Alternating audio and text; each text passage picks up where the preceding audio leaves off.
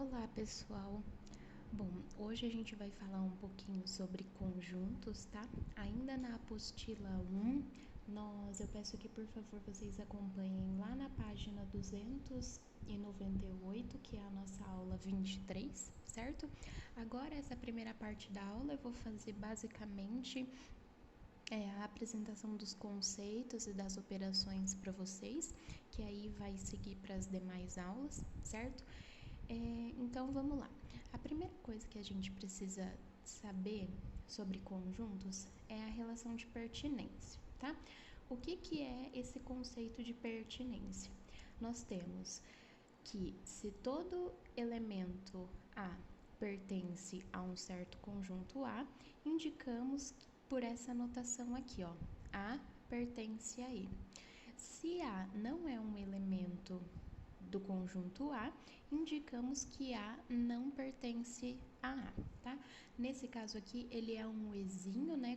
Para indicar que pertence é o elemento, o ezinho e o conjunto. Aqui, quando ele não pertence, é só passar um traço no E, certo? Vamos olhar aqui um exemplo numérico. Nós temos o conjunto A, formado pelos números 1, 2, 3, e o conjunto B, formado pelos elementos 3 e 4. Percebemos aqui, ó, se eu pegar o 2 ele pertence a A. Ele é um elemento que pertence ao conjunto A. Só que se nós olharmos o conjunto B, o 2 não é um elemento que pertence ao conjunto B, tá? Então, essa daqui é a base da pertinência, é o fato de um elemento estar ou não pertencente a um conjunto, tá? Aqui, a inclusão. Nós denotamos por inclusão todo elemento de A do conjunto A que é um elemento do conjunto B, tá? Ou a gente pode dizer todo elemento pertencente a A pertence a B, certo? Se nós continuarmos aqui, se nós analisarmos o conjunto A e o conjunto B, nós temos que nenhum elemento de A pertence a B e nem vice-versa, né? Nenhum elemento de B pertence a A. Então, aqui nós teríamos um conjunto que não tem inclusão, tá? Mas, por exemplo, se eu analisar esse conjunto C aqui com o A, nós temos que C pertence a A. Por quê? Nós temos elementos do conjunto C, tá? Todos os elementos do conjunto C são pertencentes ao conjunto A, certo? E nós fazemos essa representação, tá? Como C está contido, né? A gente fala C está contido em A. Então, os elementos 1 e 2 estão contidos no conjunto A, certo? Aqui, esse conectivo aqui, não confundam com C, tá? Ele é realmente um contido, certo? Aqui também é uma coisa muito importante que vocês precisam gravar, é que estar contido é um sinônimo de subconjunto, tá? Nós vamos ver mais pra frente a aplicação de subconjuntos, tá? Mas sempre lembre-se disso. Estar contido é um sinônimo de subconjunto, certo? E agora já vamos aproveitar e falar das operações, certo? Nós vamos trabalhar basicamente com 4 operações, que é a intersecção, a união, a diferença e o complementar em relação ao universo. Uma coisa também, pessoal, antes da gente falar tudo aqui certinho, essa notação aqui é sempre x pertence ao conjunto universo, tá? X pertence ao conjunto universo, tal que x pertence a A e assim por diante, tá? Então, essa notação aqui de x, lembrem-se que eu sempre vou estar relacionando a x pertencente ao conjunto universo, certo? Então, o que a gente tem aqui? A intersecção com B, ele é representado por esse semiarco aqui voltado para fora, né? Nós temos, antes de fazer a definição, vamos olhar aqui. Ainda pegando esse mesmo exemplo, tá? Do conjunto A e do conjunto B, nós temos que a intersecção com B é o 3, é o elemento 3. Por quê? Quando nós estamos falando de intersecção, nós pegamos todos os elementos em comum entre os conjuntos. Se nós olharmos aqui, o único elemento que aparece em ambos os conjuntos é o 3, certo? Então, a intersecção com B tem elemento 3, tá? É um subconjunto 3. Que, no caso, se a gente for denotar numa linguagem matemática, X pertence ao conjunto A e, reparem aqui no conectivo, tá? X pertence ao conjunto A e X pertence ao conjunto B, tá? Então, é o elemento que aparece tanto em A quanto em B ao mesmo tempo, ok? Agora, falando da união, que é esse semiarco aqui voltado para cima, tá? Nós temos que a união, nós vamos pegar todos os elementos, juntar, né, os elementos do conjunto A com o conjunto B. Reparem aqui que a união com B vai ser o conjunto 1, 2, 3, 4. Olha aqui. Se nós juntarmos todos aqui os elementos, vai ficar 1, 2, 3. O 3 aparece aqui, mas já tem aqui, né? E o 4. Então, quando nós estamos falando de união, nós juntamos os elementos. Na linguagem matemática, X pertencente ao conjunto dos universos aqui, tá o quê? X pertence a A, olha o conectivo, ou X pertence a B, tá? Nesse caso aqui, ele pode tanto pertencer a A, quanto pertencer a B, quanto pertencer para os dois, certo? Aqui, na matemática, o ou, ele é simplesmente, né, inclusivo, tá? Então, pode ser tanto em A, tanto em B, quanto nos dois, certo? Então, para a intersecção, já sabemos que pegamos elementos em comum. Para a união, nós juntamos todos os elementos. E a diferença, que a gente vai trabalhar só na próxima aula, mas eu já vou definir aqui, a diferença é, reparem aqui, ó, A menos B. Nós vamos denotar como diferença de conjuntos o elemento que está em A, mas não está em B. Então, por exemplo, se eu olhar aqui o conjunto A e o conjunto B, que elemento aqui que eu tenho do conjunto A que não está no B? O 1 e o 2, certo? E se a gente fosse olhar os elementos que estão em B, mas não estão em A? O único elemento é o 4, certo?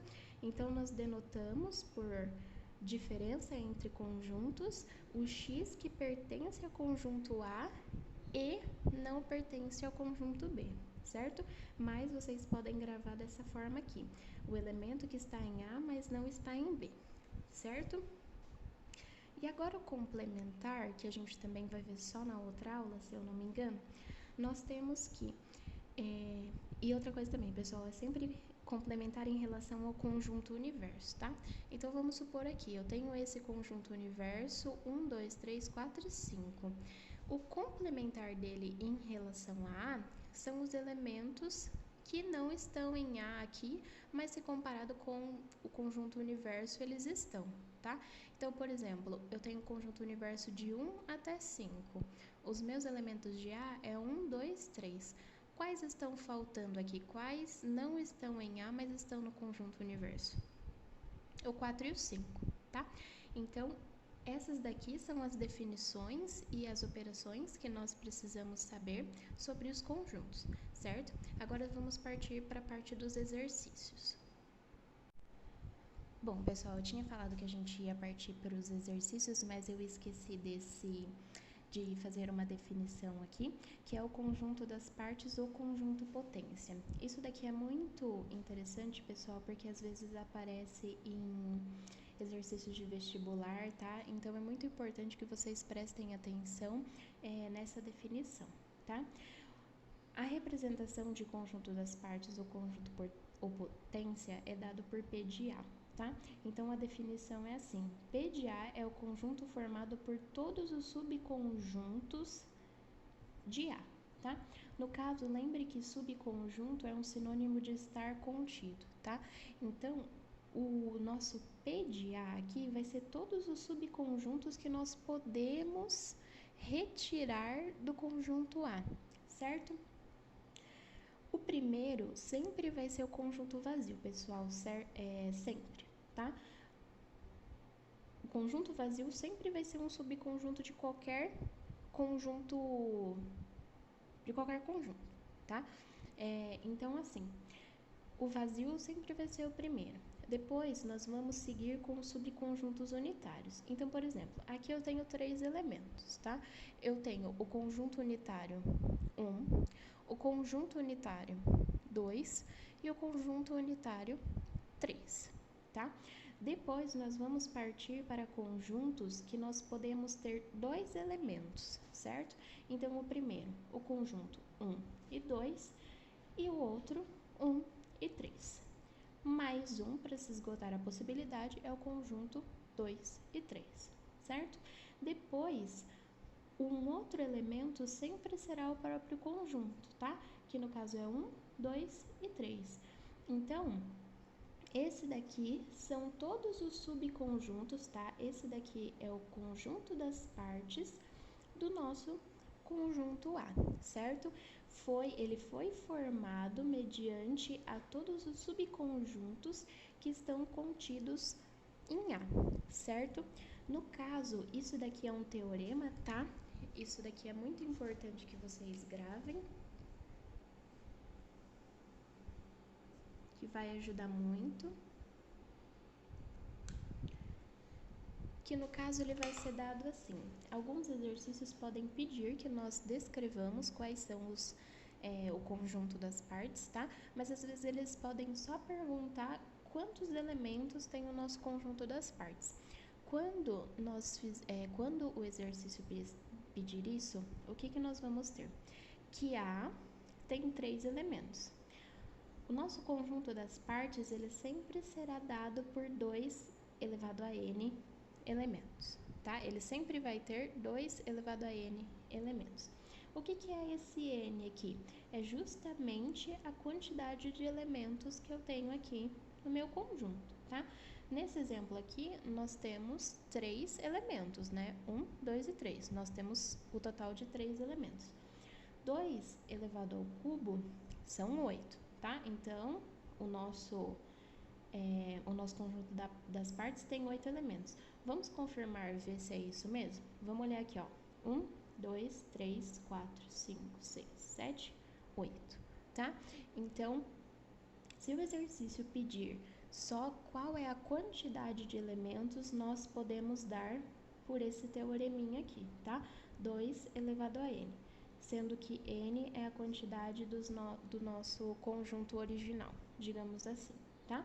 E o conjunto das partes vai ser todos os subconjuntos que estão contidos no conjunto A original, certo? Então, vamos lá, pessoal. Agora sim, vamos partir para os exercícios.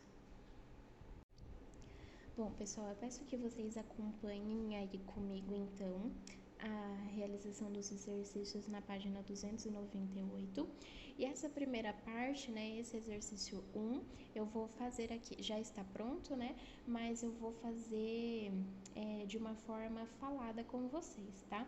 Os demais, apesar de estar a resposta aqui, eu vou fazer junto com vocês, certo? Então, vamos lá, ó. O que o exercício 1 nos diz? Seja A o conjunto formado pelos elementos 1, 2, 3 e 4, assinale verdadeiro ou falso. Então, vamos lá. Aqui no item A, a afirmação é: o elemento 2 pertence ao conjunto A? Sim, né? Porque o número 2, ele é um elemento do conjunto A. Então, essa sentença aqui, ela é verdadeira, certo? A sentença do item B. 2 está contido em A? Pessoal, lembrem-se que da definição que a gente deu agora há pouco, estar contido nós só remetemos a conjuntos e subconjuntos, pessoal. Aqui ele tá dando que 2 é um elemento. Elemento não é conjunto. Então, essa daqui é falsa, pois o 2 é um elemento e como nós estamos trabalhando com estar contido, né, com inclusão, nós só falamos de conjunto, certo? Como é elemento, então, ele não está contido no conjunto A, certo? Mas e agora? O conjunto 2 está contido em A? Agora sim, né? Porque nós estamos, na verdade aqui é subconjunto, né? Conjunto, é um conjunto mesmo. Como como eu tinha falado aqui no item anterior, inclusão só se dá por conjuntos, tá? O 2, ele é um subconjunto de A, certo? Então, o conjunto 2, ele pertence ao conjunto A, sim, essa sentença é verdadeira. E agora? O subconjunto 2 e 3 pertence a A? Está contido em A, perdão? Sim, está, né? Nós temos que os elementos 2 e 3 são pertencentes a A. O seu conjunto 2 e 3 também pertence a A, tá? Então, a justificativa é os elementos do conjunto 2 e 3, né? Esse daqui é 2 e 3, sendo que eles são elementos de A. Logo, essa sentença aqui é verdadeira, sendo que o conjunto 2 e 3 está contido em A, tá?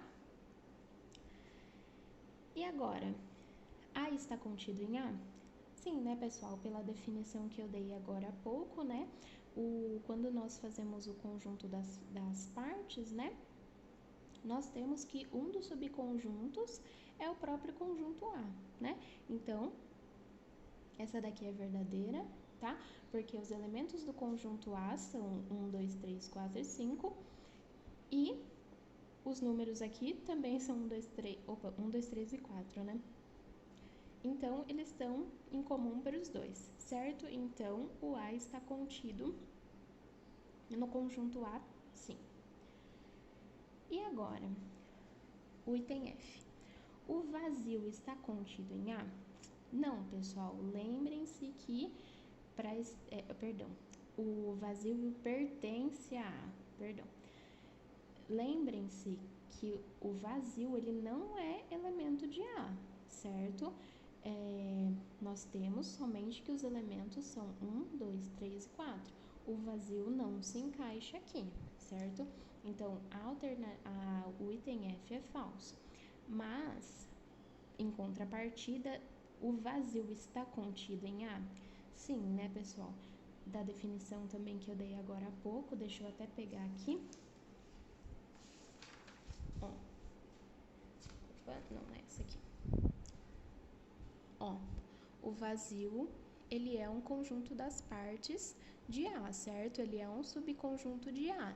Logo, o vazio está contido em A, sim. E agora o item F. O que vocês acham, pessoal? O item H, perdão. O item H também é verdadeiro. Aí, mas você vai falar assim, professora, mas está aparecendo o 2 repetido e aqui não está escrito 4, está escrito 2 mais 2, que é igual a 4, mas não está escrito 4. Mas independente, pessoal, o 2 mais 2 aqui vai ser igual a 4. E os elementos repetidos não diferenciam os conjuntos, tá?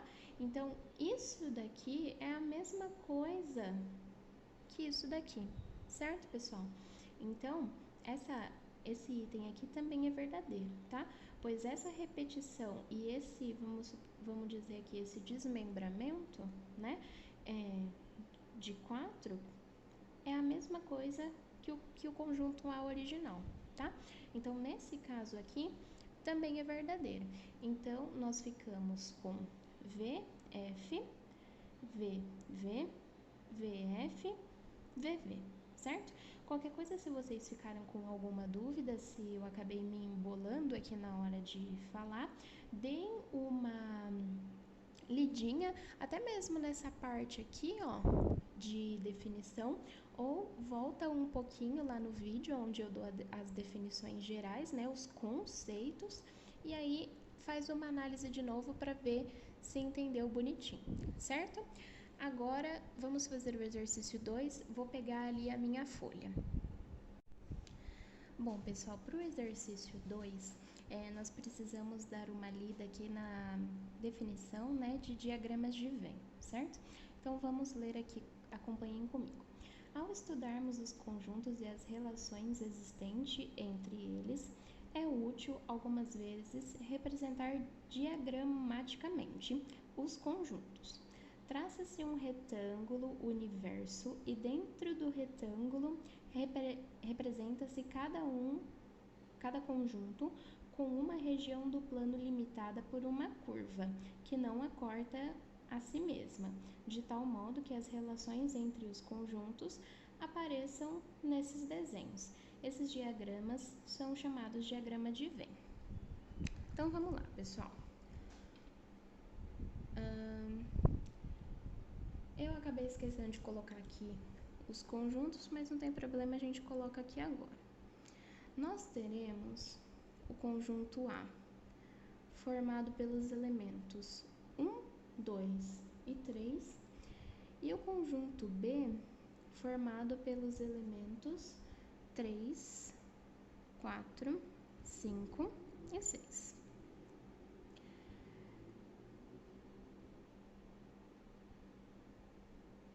Então vamos lá, pessoal. No caso do item A, na verdade vai ser um específico para cada um, né? A professora acabou esquecendo de colocar aqui. Então vamos lá.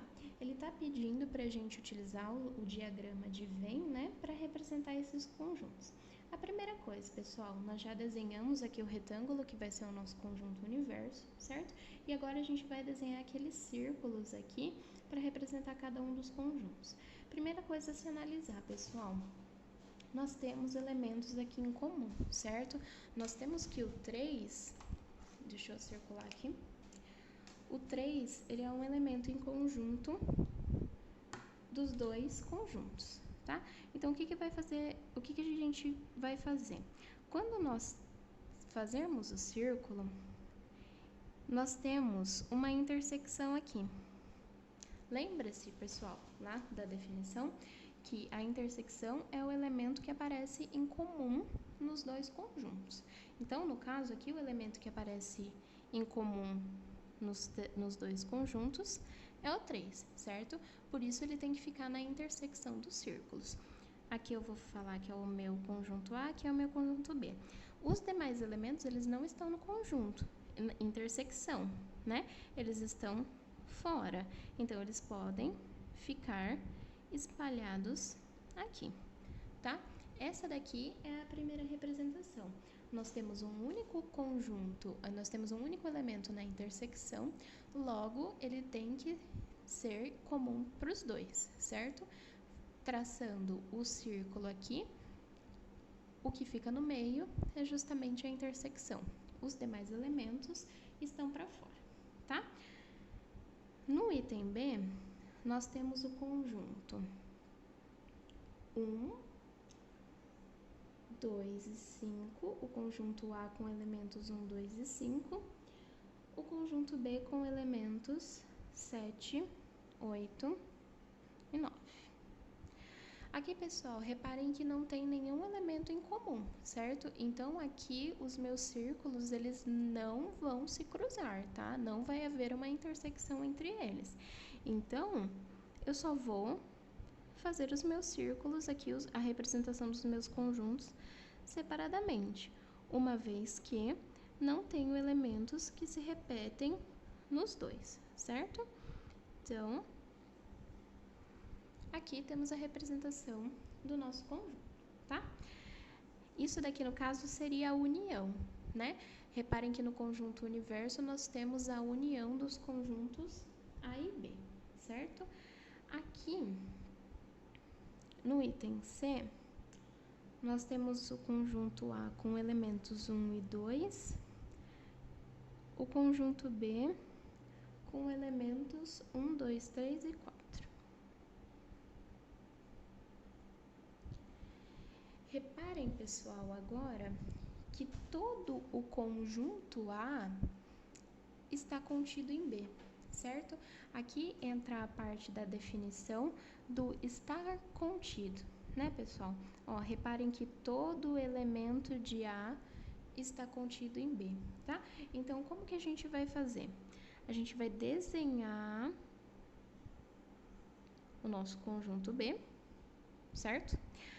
Uma vez que o conjunto A está contido nele, nós temos os elementos 1 e 2 presentes tanto em A quanto em B, certo? Vocês conseguem enxergar que aqui nós temos o conjunto A presente no conjunto B, contido no conjunto B, certo? O que a gente faz com os demais elementos? Só coloca aqui, tá?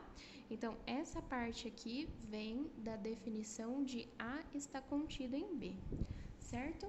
Da mesma forma, ó, na letra D, nós temos o conjunto dos naturais e o conjunto dos inteiros. Pessoal, lembrem que os naturais são somente os números positivos, certo? Incluindo zero.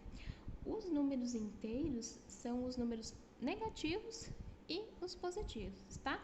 Então, novamente, aqui a gente tem uma relação de inclusão, né?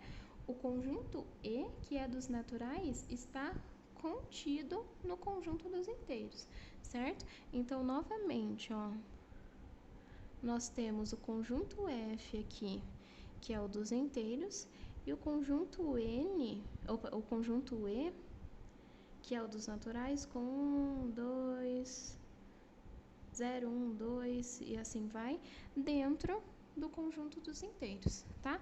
Aqui vai ter menos 1, menos 2, menos 3 e por aí vai, certo? Então, aqui, ó, nós temos a representação, né, de intersecção, inclusão, tá? Isso daqui foi mais um exercício para nós relembrarmos como desenha o diagrama de Venn, né? E para nós treinarmos o nosso conceito, os nossos conceitos sobre conjuntos, certo? Então, agora vamos lá para o exercício 3.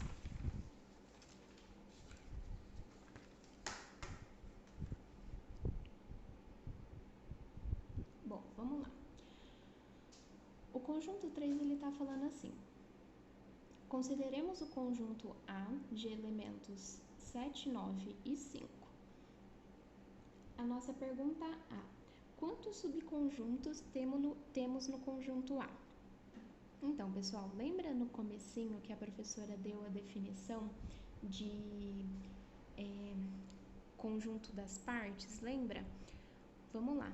Lembrem-se que o nosso P de A, ele vai ser dado por 2 elevado a n, certo? Porque ele está perguntando quantos subconjuntos. Subconjuntos nós damos pelo P de A, tá? Esse n aqui, lembrem-se que é a quantidade de elementos que nós temos no nosso conjunto original, vamos dizer assim. Quantos elementos nós temos aqui? 8, certo? Então, o nosso P de A vai ser igual a... Perdão, né, pessoal? Aqui são 3 elementos, já dei a resposta direto. Aqui nós temos 3 elementos, tá? Substituindo aqui no valor de n, certo? 2 elevado a 8, a professora já deu a resposta, né? Nós temos que a quantidade de elementos do nosso subconjunto é 8, tá? Vamos verificar se realmente essa continha, esse teorema que nós fizemos está correto, tá? Porque no item B ele pede apresente o conjunto das partes de A. Então, vamos lá. Conjunto das partes. Lembrem-se que o primeiro conjunto que nós temos sempre será o vazio. Os demais conjuntos nós vamos dar primeiro, né, pelos conjuntos unitários. Então, vamos lá. Nós vamos ter o conjunto unitário 7, o conjunto unitário 9, o conjunto unitário 5. E agora nós vamos partir para os conjuntos que têm 2 elementos. Então, vamos lá. 7 e 9. 7 e 5. E 9 e 5. E agora, restando o único, que é o próprio conjunto A, que seria o conjunto que tem 3 elementos, que é o 7, 9 e 5. Esse daqui foi todos os subconjuntos que nós conseguimos retirar do conjunto A, tá? O conjunto das partes é formado por todos os subconjuntos que estão contidos em A. Vamos fazer a conta aqui, a contagem, para ver se realmente bateu. 1, 2, 3, 4, 5, 6, 7, 8. Certo, pessoal? Então, esse teorema aqui nós comprovamos, né, mais uma vez, que ele é totalmente válido na hora de nós resolvermos exercícios. Certo? Aqui, pessoal, agora no exercício 4, ele pede, dados esses conjuntos aqui, né, ele pede primeiro, na verdade no item 4, ele pede a intersecção de algum dos conjuntos aqui. Lembrando que intersecção é o elemento que aparece em ambos os conjuntos, tá? O elemento que se repete nos conjuntos. Então, vamos analisar aqui o conjunto A e B. Tem algum elemento que ele aparece nos dois conjuntos? Ó, o A e o B. Tem, né? O 2 e o 3. Então, o conjunto A intersecção com B é 2 e 3. Certo? Agora, no intersecção do conjunto A com o conjunto C. Tem algum elemento que ele aparece em ambos os conjuntos? Tem, né? O 1 e o 2, o 1 e o 2 aqui, certo? Então, A intersecção com B é dado pelo conjunto 1 e 2. B intersecção com C. Vamos lá. Algum elemento de B aparece em C? Aparece, né? Nós temos, apesar de ser só um, nós temos que o 2, ele aparece tanto em B quanto em C. Então, B intersecção com C é 2. Deixa eu fazer um sinalzinho aqui para identificar aqui. Essa é a resposta. Vamos lá agora. A intersecção com D. Tem algum elemento de A que é comum em D? Não tem, né, pessoal? Quando não tem elemento, nós damos que é conjunto vazio, tá? E agora o último para terminar essa parte, B intersecção com D, tem algum elemento? Tem, né? O 7. Então, B intersecção com D, temos o subconjunto 7, tá? Agora, pessoal, percebam no exercício 5 que ele vai falar de união, né? Exceto esse item D aqui, que ele pede a união e a intersecção, nós vamos trabalhar com a união, tá? Então, vamos olhar aqui. Lembrem-se do conceito que união nós pegamos todos os elementos, nós juntamos todos os elementos. Então, aqui, A união com B, nós vamos juntar todos os elementos de A com os elementos de B, tá? Então, vai ser 1, 2, 3 e 4. Aqui eles se repetem, vamos juntar com 5 e 6. 5 e 6. Certo? A união com C. Reparem que 1, 2, 3 já se repete, né? Então, no caso, eu vou copiar todo o conjunto A. 1, 2, 3, 4. Certo? Porque aqui o conjunto C, né? Outra definição, vamos relembrar, o conjunto C está contido em A, né? Porque todos os elementos de C estão em A, tá? Vamos lá, B união com C. Aqui não temos nenhum elemento que se repete, né? Então, no caso, nós vamos copiar tudo. Então, vai ser 1, 2, 3. Na verdade, nós temos o 3 que se repete, né? Mas também é só ele. Então, 4, 5 e 6. Vou deixar esse daqui, vou fazer esse daqui rapidinho. O C união com D. Pessoal, C união com vazio. Pessoal, C união com vazio vai ser somente o conjunto C, tá? 1, 2 e 3. Certo? Agora vamos fazer esse daqui. Bom, pessoal, agora aqui no item D, retomando, né? Nós temos A intersecção com B união com C. Aqui, como nós temos o parênteses, nós temos que fazer isso daqui primeiro, né? Essa operação primeiro. tá?